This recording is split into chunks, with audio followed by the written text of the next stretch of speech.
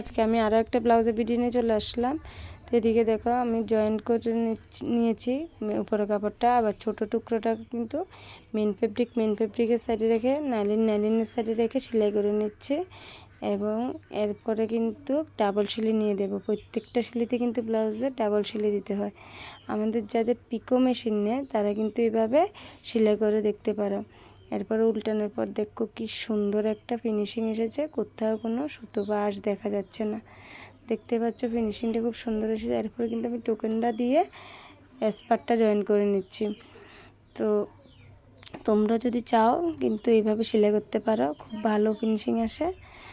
তো দেখো কি সুন্দর এসেছে। সেমভাবে কিন্তু আমি নিচের পার্টটা এরপরে কিন্তু সাইড থেকে সেলাই করে এক্সট্রা ফেব্রিক আমি কাট করে ফেলে দেবো। আবার নিচের যে বর্ডার লাইনটা বেল্টের কাপড়টা বেল্টের কাপড়টা কিন্তু আমি এবার জয়েন্ট করে নেব সেম মেন ফেব্রিকের উপরে নাইলিন উপরে রেখে।